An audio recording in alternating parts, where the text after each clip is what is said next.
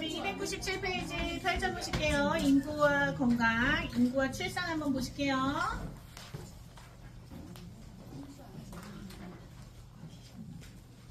켰어요. 영상. 근데 약간 화면에 삼등신으로 나와가지고 이렇게까지 이러지 않았는데 근데 화려한 이목구비는 감출 수가 없네요. 화면에서도. 자, 우리 297페이지에서 인구와 출산에서 보시게 되면 여기 제가 천천히 하려고 노력을 좀 해볼게요. 인구의 이해에서 봤을 때 인구의 정의가 있어요. 인구의 정의에서 보시면 어떤 특정 시간에 일정 지역에 거주하고 있는 사람의 집단이라고 적혀 있거든요. 요게 이 지역에 거주하고 이 시간에 있게 되면 뭘 공유를 할 수가 있냐면 적어주셔도 될 것 같아요. 사회, 문화적, 경제적. 사회, 문화적, 경제적인 것들을 공유할 수가 있습니다. 그래서 인구 같은 경우에는 같은 지역에 같은 시공간체에 있는 사람들의 집단이다 보니까 제2교포라든가 제1교포라든가 이런 분들은 들어가지 않는다라고 예전에 제가 설명을 드린 적이 있었거든요. 기억나시죠? 네. 자, 그 다음에 보시면은 이 인구에서 지금 저희 책에는 안 나와 있는데 요것도 알고 계시면은 공부하기 편하세요. 상주 인구하고 현재 인구. 그래서 그 옆에다가 하나 적어주신다라고 하면 상주 인구, 현재 인구. 상주 인구의 키워드가 뭐냐면 현재 거주지의 주소지 있죠. 주소지를 두고 있는 사람들. 그래서 주소지만 두고 있고 예를 들면은 뭐 사시는 분도 있고 안 사시는 분도 있고요. 현재 인구는 그거와 상관없이 지금 현재 그 지역에 살고 있는 것을 보는 거는 현재 인구.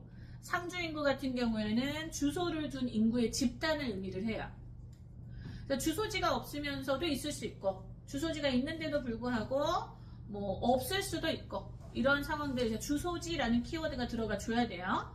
자, 그 다음에 보시게 되면은 인구의 통계에서 봤을 때 인구 정태가 있고요.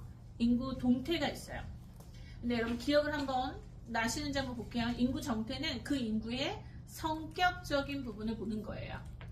그래서 특정 시점에서의 인구의 상태라고 보이시면서 밑줄 그어주시면 성별이라든가 인구 크기라든가 밀도 이러한 것들이 인구 정태에 들어가고 인구 동태 같은 경우에는 동사무소에서 약간 신고서를 작성할 수 있을 만한 것들이 동태에 들어가요.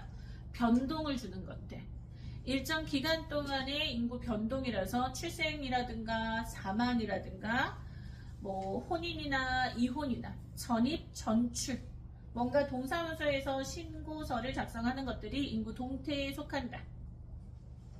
요렇게만 공부하면 조금 미흡한 부분이 있어서 우리 인구이론에서 멜서스라고 하시는 분 기억날까요? 어떤 책에는 멜더스라고도 적혀있기도 하지만 그런 TH 발음에 우리 또 연연하지 않는다.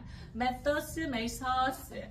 어쨌든 멜서스라고 하나 더 적어주시면 참 좋을 것 같아요. 멜서스주의라고도 하고요. 멜서스라고 하시는 분이 하나 적어주시면 인구 억제 정책을 멜서스 그리고 또 하나 신멜서스주의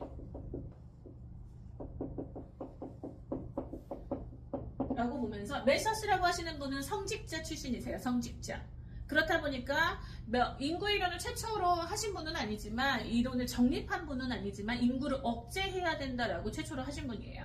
그래서 인구 억제 정책을 펼쳤던 이렇게 보면 최초로 인구 억제 정책이라고 나오잖아요.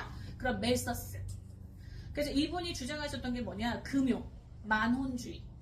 그래서 멜서스주의에다가 하나 적으실 수 있는 것이 인구 억제 정책.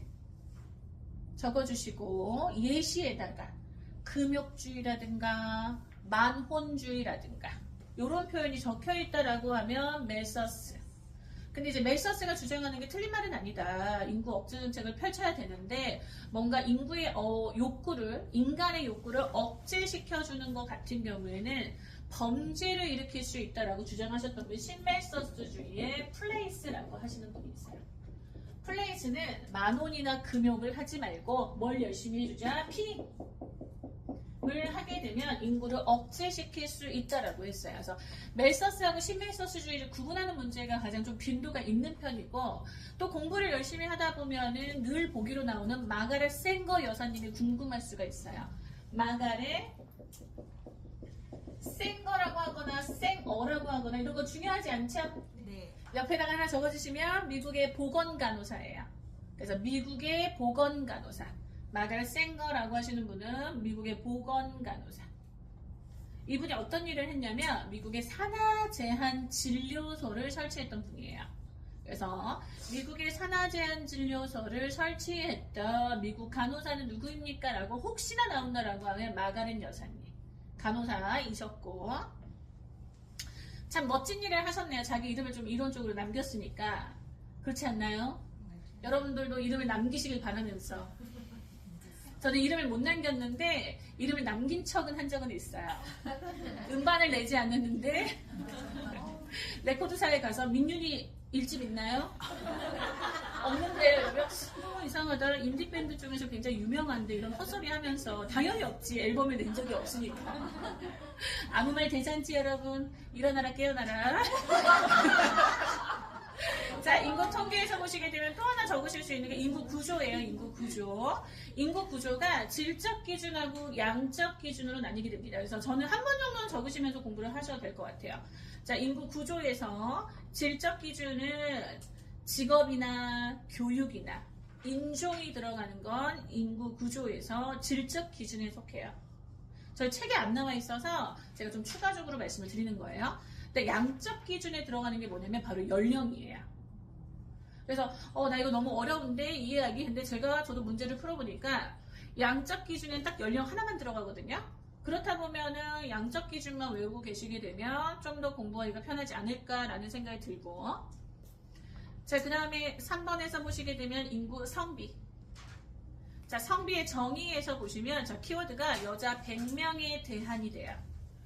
이게 기준점이 바뀌면 안 되기 때문에 남자 100명이라고 하면 틀린다. 인구가 대두가 되는 시기에 어떻게 보면 전쟁이라든가 이러한 것들, 기근을 거치게 되면서 기준점이 바뀌면 안 되죠. 그렇기 때문에 변동사항이 큰 것들이 기준에 들어갈 수는 없어요. 그래서 여자 100명에 대한 남자의 성비고, 오답으로 많이 나오는 게 남자 100명에 대한 이라는 표현을 쓰게 되면 틀린다. 그리고 성비는 여자 수분의 남자 수를 뜻합니다. 여자가 분모가 돼요. 그리고 1차, 2차, 3차 성비가 나뉘는데 문제에서는 1차 성비가 뭔지, 2차 성비가 뭔지, 3차 성비가 무엇인지 구분하는 문제가 꼭 나와요. 그래서 1차는 태아, 2차는 출생시, 3차 성비 같은 경우에는 현재 성비.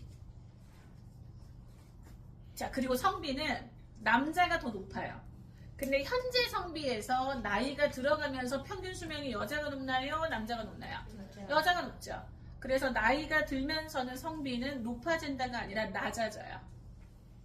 기준이 여자가 되고 성비에 또 우리가 후자 쪽에 뒤쪽에 적혀있는 남자이다 보니까 여자의 그런 평균 수명이 올라가게 되면서 노령기에는 성비는 낮아진다라고 또 유추를 할 수가 있어요. 여성의 연령 평균 수명이 올라감으로. 자, 그리고 2차 성비에서 보시면은 장래 인구 추정이 좋은 자료로 쓰일 수가 있어요. 그리고 2차 성비에서 105가 의미하는 것이 무엇입니까? 라고 하면 여자 100명에 대한 남자 수가 몇 명이라는 뜻이에요. 105라는 것을 뜻할 수 있다. 이렇게 나오거나 좀 어렵게 나왔을 때는 전체 출생아 수가 290명일 때 남자 수가 190명이라고 하는 성비를 맞게 옳게 짝지어진 것은 이라고 하면 여자 100명에 대한 남자 수 몇 명을 뜻하는 거죠? 190명. 자, 현재 성비 예를 들어서 110이 의미하는 것이 무엇입니까? 라고 하면 여자 100명에 대한 남자 수 몇 명을 뜻하는 것? 110명을 뜻하는 것. 자, 그 다음에 4번에서 보시게 되면은 부양비하고 노령화 지수를 보실 수가 있는데, 자, 부양비는 생산 연령 인구에 대한 비생산 연령 인구를 뜻한다. 이 생산 연령 인구라고 보면 경제활동 연령 인구가 15에서 64세예요. 이게 분모예요, 분모. 이 인구에 대한 비경제가 0에서 14세 플러스 65세 이상 인구의 비율을 보는 것이 부양비. 근데 부양비는 세 개로 나뉩니다. 총부양비, 유소년 부양비, 노년 부양비. 근데 이제 뒤에가 부양비로 끝나잖아요. 그럼 분모는 똑같아요. 경제활동 연령 인구에 대한 누구를 보는 것이냐, 이렇게 보시면 돼요. 그러면은 지금 15세 미만이나 65세 이상 같은 경우에는 경제활동을 하지 않기 때문에 부양비가 높다라고 하는 것은 경제 발전에 도움이 되겠어요? 안 되겠어요? 안 되죠. 그래서 부양비가 높다는 것은 경제 발전에 도움이 된다라고 하면 틀린다. 자, 유소년 부양비 같은 경우에는 15에서 64세 인구수분의 15세 미만의 인구수를 뜻하고, 노년 부양비는 65세 이상을 뜻해요. 그러니까 뭘 물어보느냐에 따라서 이게 분자로 들어가는 거예요. 그래서 이제 우리나라의 형태라고 보면 저출산에다가 평균 수명이 올라갔어요. 부양비 중에서 뭐가 더 증가하겠어요? 노년 부양비. 그래서 노인 인구가 증가할수록 노년 부양비는 증가한다라고 하는 답변을 꼭 찍어주시면 돼요. 우리가 지금 출산을 많이 하고 있는 형태는 아니라서 우리나라 인구 문제의 대표적인 현 시점은 저출산. 자, 그다음 의료기술이 굉장히 발달하고 있기 때문에 노년 인구도 어때요? 증가. 자, 노령화 지수는 뒤에가 부양비로 되면 아무래도 이제 분모가 똑같은데, 노령화는 앞으로의 미래를 예측하는 거예요. 그럼 0에서 14세 인구라고 하는 애들이 경제발전의 연령인구로 들어가니까 요게 분모로 들어가요. 그래서 부양비는 늘 분모가 똑같았는데 노령화 지수만 달라져요. 0에서 14세 인구 수분의 65세 이상 인구를 보는 게 노령화 지수가 됩니다. 그래서 지금 이 친구들을 보게 되면 굉장히 그 노년 부양비와 관련돼 가지고 세금을 또 많이 내야 되는 연령대라고 보고, 선생님 왜 0에서 14세인가요? 15세 미만인가요? 할 수 있는데, 산업보건에서 공부를 하셨듯이 근로복지법과 관련됐을 때 15세 이상부터 일을 할 수가 있어요. 근데 예를 들면 거기에 또 적혀 있기도 해요. 18세인데도 불구하고 중학교를 다니고 있다라고 하면 또 우리가 생산 연령으로 볼 수는 없어요. 이제 이러한 부분들이 있습니다. 자, 1번에서 보면 노령화 지수가 높다는 것은 다시 한번 노인 인구가 증가해서 노년 부양비가 증가됨을 의미한다. 자, 현재 한국은 65세 이상 인구, 노인 인구가 전체 인구의 몇 프로? 14%를 넘는 고령화 사회로 진입을 했고, 자, 이게 요즘 들어서 예전에는 이제 노년 부양비나 노령화 지수의 분모를 찾으실 분자 이런 느낌이었는데, 요즘은 분수 문제도 나와요. 얼마나 다행이에요. 방정식이 아닌 게. 분수 문제 또 과감하게 푸실 수 있잖아요. 어렵지 않죠? 분수니까. 우리 3학년, 4학년 때 배우는 거 아니에요? 화이팅! 근데 진짜 딱 그 말이 맞아. 너무 오래돼가지고 내가 했던 게 맞나? 이렇게 하면서도 뭐라 그러지? 우리나라 사람들의 그 산수와 수학 실력을 무시를 못하는 게 맞나 하면서 다 맞추더라고요. 그래서 오늘 풀어보셨을 때 틀렸다라고 하면은 감추세요. 그 사실을. 맞았다라고, 이럴 때는 나의 그 뭔가 스트레스 관리를 위해서 중요하다라고 볼 수 있고. 자, 그 다음에 뒷페이지에서 보시게 되면 이제 인구 구조의 유형에서 보시게 되면, 인구 구조에서 봤을 때 이게 피라미드형, 종형, 항아리형, 별형, 호로형이 있는데 특징은 나와야 돼요. 인구 문제가 딱 두 문제밖에 안 나오거든요. 근데 쉽게 나오는 애는 이게 합쳐져서 나와요. 늘 정의가 바뀌고 찾으시오. 이런 유형이 많았고, 자세히 나오는 애는 0에서 14세 인구가 65세 인구와 어떻는지, 2배가 넘는지, 2배 미만인지 이런 유형이 나오기도 하고요. 자, 1번에서 보면 피라미드형 인구 증가형인데, 이게 우리나라 형태는 아니다 보니까 문제 안 나올 거예요 라고 예상을 했는데 올해 기출문제에 나왔어요. 다산다사형이. 그래서 참 어떤 게 늘 나올지 모르겠다, 다 알고 있어야겠구나 라는 생각이 좀 들고, 다산다사형은 출생률과 사망률이 모두 높지만 사망률보다는 출생률이 더 높아요. 그래서 고출생, 고사망 이런 표현을 쓸 수가 있고, 여기서 14세 인구가 65세 이상 인구의 2배 이상이 된다. 개발도상국의 형태에서 이런 형태를 볼 수가 있죠. 자, 그 다음에 보시면은 종형, 인구 정지형이라고도 하고, 옆에다 하나 적을 수 있어요.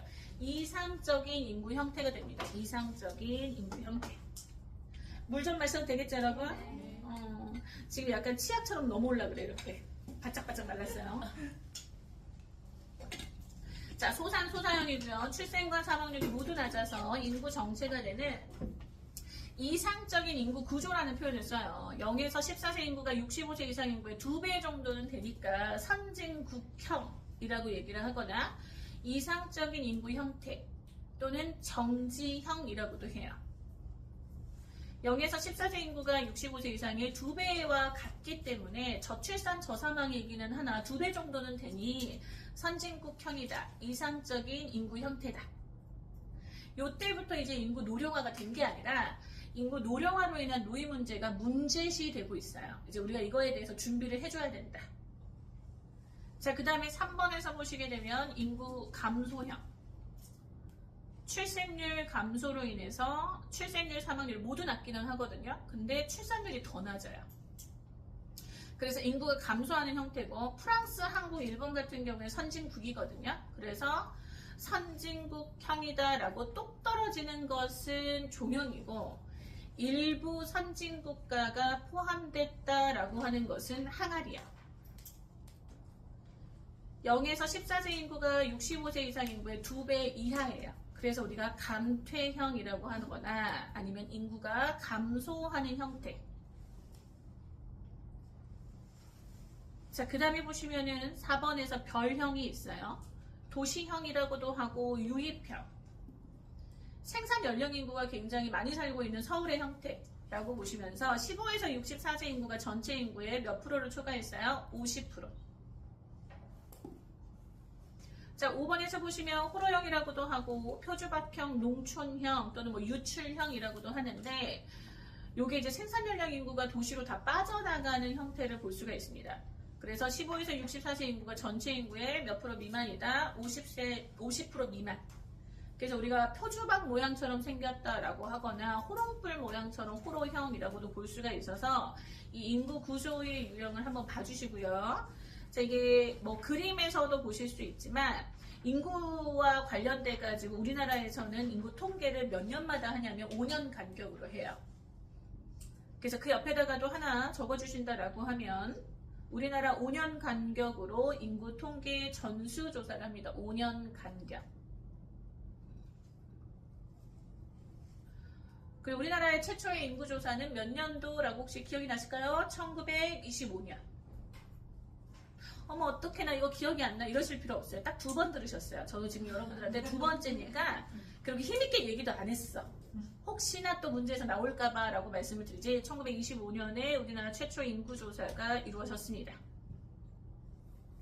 자, 이렇게 해서 저희가 볼 수가 있는데, 저희 책에 또 안 나온 것 중에 하나가 블래커의 인구 이론이 되거든요. 블래커. 거기다가 저희 책에는 안 나왔지만 혹시나 하는 바람에서 한번 들어본 적이 있다로 문제를 풀어보시는 거하고 안 풀어보시는 건 좀 다르기 때문에 블래커의 인구 단계, 인구 단계에서 보시게 되면 믿고 한번 적어주신다라고 하면 1단계, 블래커 인구 단계에서 1단계가 고위 정지기가 돼요. 고위 정지기. 고출생, 고사망. 지금 약간 선생님이 이렇게 적어줬으니까 쭉 적겠지라고 했는데 게을러져가지고 그냥 말로 때우려고요. 자, 1단계 고위 정지기, 고출생, 고사망이고요. 2단계가 초기 확장기.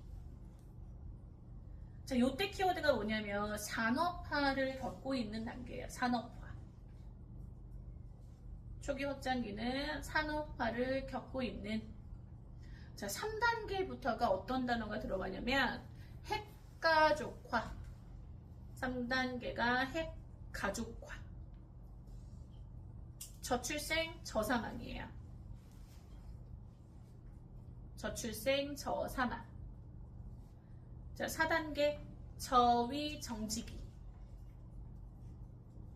요때부터 어떤 단어를 쓸 수 있냐면 선진국형. 4단계의 저위 정지기, 선진국형. 자, 5단계.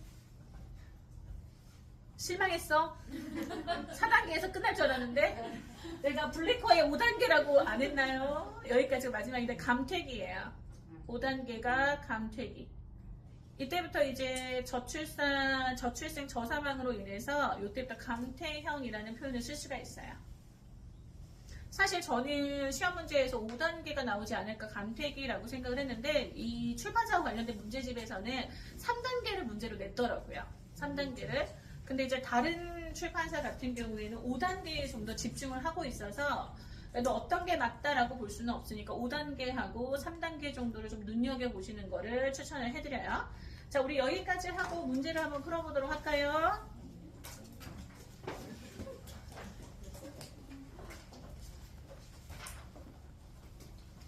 네. 자, 보시면서 인구와 출산 한번 들어가 보도록 할게요. 1번부터 설명 한번 들어볼게요. 자, 1번에서 보면 어떤 특정 기간에, 특정 시간에 일정 지역에 거주하고 있는 사람의 집단을 의미하는 거 누가 봐도 정의가 나왔어요. 정의에서 찾으시오라는 문제니까 답은 몇 번이 되죠? 2번. 근데 제가 상주 인구도 설명을 드렸었어요. 상주 인구는 키워드가 주소를 둔 인구 집단. 딱 요 단어만 쓰셔도 돼요. 주소지를 둔 인구의 집단을 우리가 상주 인구라고 한다. 자, 현재 인구 같은 경우에는 주소지와 상관없이 그냥 정말 그렇죠. 현재 실제 존재하는 인구수, 실제 존재하는 인구수를 의미하는 게 현재 인구. 자, 우리 멜서스 열심히 공부했습니다. 2번에서 보시면 만혼, 금욕을 제시하면서 적극적인 억제 정체인 피임법을 반대했던 인구 이론학자는 누가 되겠어요? 멜서스. 근데 이제 3번에서도 풀어보셨겠지만 플레이스라고 하시는 분에게 피임을 적극 권장했던 사람. 플레이스는 피임을 적극 권장했고 존 그랜트하고 너테슈타인하고 탐슨이라고 하시는 분은 아직까지 국시 기출에서 답으로 나온 적은 없어요. 그러면 과감하게 패스를 하셔도 되겠다라는 생각이 들어요. 자, 그 다음에 3번에서 보시면 인구 증가 억제의 필요성을 인정하고 피임에 의한 산하 제한을 주장했던 인구는 해서 피임이라는 표현이 들어갔으니까 뭐가 되죠? 그것도 신벨서스주의. 너무너무 잘하고 계세요. 자, 그 다음에 4번에서 보시면 신벨서스주의에서 주장하는 어떤 단어가 나와줘야 돼요? 피. 자, 그럼 만혼, 성순결, 성적 억제, 도덕적 억제 같은 경우에는 뭐예요? 멜서스주의. 자, 5번에서 블래커라고 하는 사람에 의한 인구 변천 이론에서 핵가족이라는 키워드가 나왔네요. 몇 단계? 3단계. 이제 이게 제 개인적으로 문제를 찾아봤을 때 빈도가 그렇게 높지는 않지만 사실 이렇게 문제를 냈을 때 무시할 수 없는 거, 이러한 문제들을 참고를 할 가능성이 있다 라고 표현을 할 수가 있어서 핵가족이라는 표현을 썼기 때문에 3단계가 되고요. 자, 1단계 같은 경우에는 우리가 공부했었죠. 고출생, 고사망률을 보이는 단계가 바로 1단계. 그래서 고위, 정직이라고 볼 수가 있고 2단계 같은 경우에는 초기 확장기. 자, 3단계 같은 경우에는 후기 확장기. 4단계는 저위 정직이. 5단계에서 뭘 쓸 수 있어요? 감퇴기. 감퇴하는 형태. 자, 7번에서 보면 선진국의 전형적인 인구 형태로서 낮은 인구 증가율을 보이는 감퇴형을 찾아라 라고 보면서 정지형 블랙홀의 죄송해요. 4단계가 되겠네요. 저위정직이. 근데 지금 감퇴형은 안 나왔는데 다른 출판사는 감퇴기를 또 우리 기출로서 뽑아내기도 하거든요. 그래서 감퇴기도 한번 봐주시면 좋을 것 같고 5단계. 자, 8번에서 보시게 되면 성비에 대한 설명으로 옳은 것은 했어요. 여러분 기준 누가 된다? 여자 100명에 대한 남자 수. 답은 4번. 자, 그럼 1차 성비는 현재가 아니라 뭘로 고쳐주시면 돼요? 태아. 2차 성비는 출생. 3차 성비는 현재. 그래서 답은 4번. 5번은 오답 정리를 굳이 하실 필요는 없을 것 같아요. 그냥 저희가 시험 문제에서 답으로 나올 가능성이 굉장히 없는 문구니까. 자, 9번에서 보시게 되면 2차 성비란 무엇인가 라고 했어요. 답은 2번. 출생시. 자, 태아의 성비 1차 성비라고 적으실 수가 있고 4번에다가는 3차 성비. 1차, 2차, 3차가 무엇입니까? 라고 하는 의미의 성비들을 물어보니까 딱 여기까지만 보셔도 될 것 같아요. 자, 그 다음에 10번 보시도록 할게요. 성비 110이 의미하는 것은 여자 100명에 대한 남자 수가 몇 명을 뜻한다? 110명을 뜻한다. 답은 2번. 나머지 것들 보실 필요 없고요. 자, 그 다음에 11번 A 지역에 0에서 14세 인구가 100명이고 15에서 64세 인구가 1000명이에요. 65세 이상 인구가 150명일 때 지금 여기에서 뭘 물어보는 거죠? 총부양비. 자, 그럼 15에서 64세 인구 수분에 이 1000명이 분모로 들어가고 1000분의 100 플러스 150. 그래서 1000분의 250 곱하기 100명이니까 제가 분수를 풀어보셨다라고 하면 답은 4번이 되죠. 25명. 자, 12번에서 보시게 되면 부양비에 대한 설명으로 옳은 것은 했어요. 근데 이제 11번은 사실 제가 설명 안 하고 그냥 넘어가는 이유가 외가 없죠. 산수에 외가 어딨어요? 계산법이잖아요. 나 눈 보지 말아요. 틀렸다고 생각할 수 있으니까 서로 선입견 안 돼요. 자, 부양비에 대한 설명으로 옳은 것은 답은 3번. 총 부양비는 생산 연령 인구에 대한 비생산 연령 인구의 비를 뜻한다. 지문 보고 답 보고 하셔도 되고요. 그 다음에 총 부양비의 분자가 아니라 15에서 64세는 어디 들어가요? 분모. 유소년 부양비에서 0에서 14세는 뭐가 들어가죠? 분자. 자, 4번에서도 총 부양비가 높아서 경제적 부담이 어떻게 된다? 높아진다. 노인 인구가 증가할수록 노년 부양비는 증가한다. 자, 13번 한번 보겠습니다. 답은 4번인데 인구 구성에 대한 설명으로 옳은 것은 했어요. 노년 부양비는 생산 연령에 대한 65세 이상 인구의 100분율을 의미한다가 맞아. 이거 노령화 지수를 물어본 게 아니잖아요. 그리고 1번에서는 남자 수에 대한이 아니라 여자에 대한 남자 수. 자, 2번에서는 총 부양비의 분모는 65세 이상 65세 이상 65세 이하인데 약간 느낌이 문제가 좀 어땠어요? 맞아요. 좀 안 좋다라는 표현 들어도 내 마음을 다 표현하기 좀 어려워. 그럼 교양 없이 한번 얘기할까요? 너무 문제 보기가 양아치스러웠다. 약간 이런 느낌이 들죠. 14세죠. 14세 미만 65세 이하라고 보시면서 64세라고 표현해요. 64세.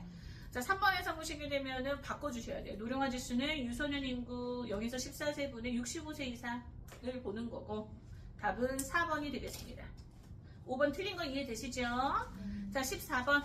인구 구성 지표에 대한 설명으로 옳은 것은 했어요. 답은 4번. 65세 이상 인구, 노인 인구 수는 유소년 부양비 산출 시 관계 없다라고 보시면 돼요. 전혀 관계가 없죠. 왜냐면 생산 연령 인구에 대한 유소년 인구를 보는 거니까. 근데 1번에서 보시게 되면 총 부양비는 유소년 부양비 와 생산 연령 인구의 합이라고 볼 수가 없죠. 여러분, 노인 인구죠. 노인 인구. 0에서 14세 미만 플러스 65세 이상. 2번에서 보시게 되면은 15에서 49세가 아니고 64세. 15에서 49세 내가 어디에서 봤었는데 라고 하면 가임기 여성 모자 복원해서 보신 거예요. 이거 맞아 이렇게 하신 분들은 내가 공부 안 한 사람이 아니야. 공부했으니까 맞아 헷갈렸었지 할 수 있는 거예요. 그러거나 말거나 뭔데? 라고 해보는 거야. 우리 더 열심히 하자. 더 열심히 하자. 자, 3번에서 보시게 되면 노령화 지수는 0에서 14세분의 65세 이상 인구를 보는 것이라고 보면서 다시 한번 고쳐주시면 될 것 같아요. 자, 5번 볼게요. 노령화 지수가 높다는 것은 노인 인구의 증가라고 써주시면 돼요. 증가, 감소가 아니라 답은 4번. 자, 15번은 실제 기출 국시 문제이기도 했어요. 만들어낸 문제가 아니라 A지역의 인구 분포가 아래와 같을 때 노년 부양비는 했습니다. 노년 부양비는 15에서 64세 인구 수분의 65세 이상 인구를 보는 것이다 보니까 지금 뭐 여러 가지를 적기는 했지만 지금 15에서 64세에 들어가는 게 250명 플러스 200명 450네 그 다음에 65세 이상 몇 명이에요? 900명 이다 보니까 답은 3번. 왜는 없다 그랬어요. 산수에서 1 플러스 1은 뭐니까? 2니까 3이 돼서는 안 돼요. 자, 그다음 16번에서 보시게 되면 B지역의 인구 구성표이다. 이 지역의 노령화 지수는 했어요. 0에서 14세 인구 수분의 65세 이상 인구를 뜻한 겁니다. 그러니 100분의 20 곱하기 100이 되는 거죠. 그래서 답은 몇 명? 20명. 5번. 저도 혹시나 이 계산 문제를 할 때 말이 꼬일까봐 적어놨어요. 또 이런 거에서 말 꼬이면 약간 기초학력 떨어진 느낌이 약간 나니까 철저하게. 자, 17번에서 보시면은 노령화 지수가 증가한다는 것은 무엇을 의미하는가? 라고 되어 있어요. 답은 3번. 노인 인구가 증가한다.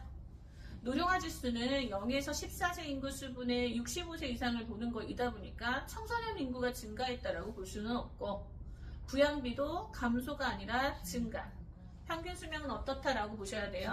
증가. 생산 연령 인구의 증가하고는 전혀 관계가 없어요. 그래서 답은 3번. 자, 18번 총 부양비를 구하는 식은 했어요.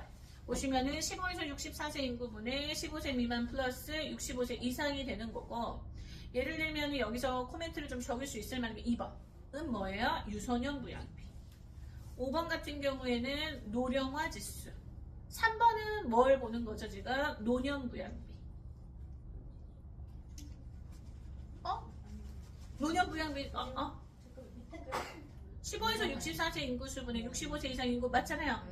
그리고 5번이 노령화 지수. 틀린 내용은 없는 것 같은데 어떠실까요? 맞죠? 부모가 이상해요? 이상하지 않은데? 2번이 유소년 부양비고 4번은 없어. 4번이 없어. 4번이 이상한 거고 1, 2, 3, 5번까지는 제가 설명을 드린 거예요. 너무 행복하네요. 이런 집중도 오랜만이야. 정말. 자, 19번 노년 부양비의 부모로 오른 것은 있어요. 그렇죠. 15에서 64세라고 하는 경제활동 연령인구. 근데 이렇게 입버릇처럼 말하면서 하는 거 저 진짜 추천해드려요. 그래야지만 생각이 더 남거든요. 그래서 그렇게 하시는 거 추천해드리고.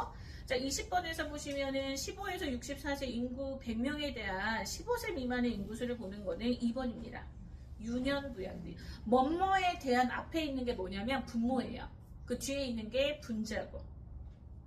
근데 여기에서 한 번도 안 볼 만했던 게 5번 알파 인덱스거든요. 알파 인덱스는 사실 보기로만 나왔지 이제껏 답으로 나온 적도 없어요. 보기로 나오게 된 것도 최신이에요. 이거는 신생아 사망자 수분의 영아 사망수를 보는 거예요. 신생아 사망자 수의 영아 사망률인데 그렇게 많이 궁금해하지 않을 것 같아서 말을 안 하려다가 혹시나 또 여기서 전교 1등 찍으신 분들 이런 것도 막 호시 하나에 나 충분히 인정을 해드리면서 답은 2번이 되겠어요. 자, 21번에서 보면 14세 이하 인구 100명에 대한 65세 이상 뒤에가 분자가 되니까 뭘 보는 거다? 노령화 지수. 그리고 14세 이하 인구가 분모로 들어가니까 미래를 예측하는 거죠. 노령화를 보는 거다. 자, 22번. 다음 중 노령화 지수를 나타내는 식은 했어요. 답은 몇 번? 3번. 0에서 14세 인구 수분의 65세 이상. 자, 그럼 1번에다가 여러분 적을 수 있겠네. 이거 지금 뭘 보는 거죠? 유년 부양비 또는 유소년 부양비. 자, 2번. 뭘 보는 거지요? 노년 부양비가 되죠. 여기서는 총부양비는 없어요. 그래서 답은 3번. 자, 23번. 다음에서 설명하는 보건지표는 했어요. 부모가 0에서 14세다 라고 하는 순간 우리 머릿속에서 떠올려줘야 되는 거 노령화 지수. 그리고 분자가 65세 이상이고 저출산 고령화를 가장 알 수 있는 것이라고 보시면 돼요. 답은 4번. 총부양비. 예를 들어서 부양비 같은 경우에는 총부양비, 유소년 부양비, 노년 부양비 세 가지로 나뉘고 있습니다. 자, 24번. 65세 이상 인구가 15세 미만 인구에 비해서 많을 때 증가하는 지표는 했어요. 1번 노령화 지수. 지금 문제 푸시면서 느낌 오실 거예요. 계속해서 뭘 가장 많이 물어보고 있어요? 노령화 지수. 약간 노령화 지수는 너랑 나랑 해보자는 느낌으로 계속 문제를 내고 있어. 이렇게 했는데도 안 해워? 약간 이런 느낌 있잖아요. 근데 그만큼 노령화 지수가 우리나라가 굉장히 높아지고 있는 추세이기 때문에 현재를 좀 반영한 게 아닌가. 자, 25번. 유엔의 규정에 따라서 65세 이상 노인 인구 전체 인구 20% 이상일 때 우리가 뭐라고 하냐면 초고령 사회라고 합니다. 자, 그러면 고령 사회를 저희가 6점 정리해서 보기는 했거든요. 고령 사회는 몇 프로 이상일 때? 14% 이상일 때. 그리고 고령화 사회 같은 경우에는 7%예요. 그래서 저는 1번, 3번, 5번 정도만 우리가 6점 정리 약간 그 오답 정리를 하시는 게 나을 것 같아요. 고령 사회는 14% 이상, 고령화 사회는 7%, 초고령 사회는 20%.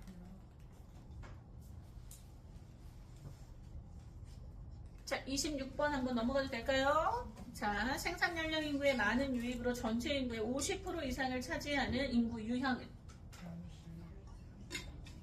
그렇죠. 4번 별형이 되죠. 이게 종형 같은 경우에는 제가 설명드렸듯이 선진국형이라고 말씀을 드렸고, 호러형 같은 경우에 농촌형, 유출형, 항아리형 같은 경우는 일부 선진국가가 포함된, 올해 시험 문제에 피라미드형이 나왔다라고 말씀을 드리면서 다산다사형. 그렇죠. 출산 많이 하고 사망 많이 하고.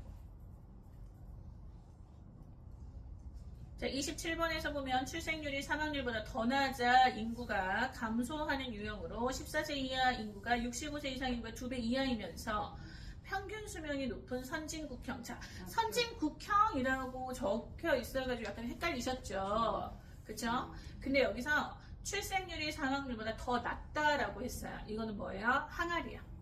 근데 여기에서는 조금 헷갈리게 나오긴 했는데 이제껏 나왔던 기출문제의 통계적인 걸 보면 일부 선진국가가 포함된 이런 표현을 좀 더 많이 쓰기도 해요.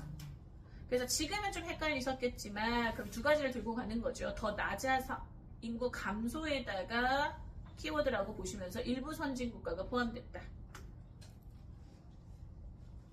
자, 종양 같은 경우 이상적인 인구 형태면서 이거는 인구 정지라는 표현을 써요. 그러니까 감소가 아니라 인구 정지. 이게 답이려고 하면 인구 정지라는 표현이 들어가 줘야 돼요. 자, 2번 호로형, 농촌형, 별형, 도시형. 5번 피라미드형, 다산, 다사형. 자, 28번에서 보면 인구가 증가해서 정지하여 라는 표현이 있네요. 이거 뭐가 되겠어요? 종형. 여기서 14세 인구가 65세 이상이니까 2배를 차지하는 2배와 같다. 2배 정도이다. 답은 4번. 원시형은 웃기려고 냈을까요? 약간 유머러스 했다. 문제가. 이런 거에 뭘까라고 챗GPT 찾아보셨을까요? 대츠 노노노, 대츠 노노노 안 찾아보시는 걸로. 자, 29번 노년 부양비가 늘어나는 인구 구조 모형은 했어요.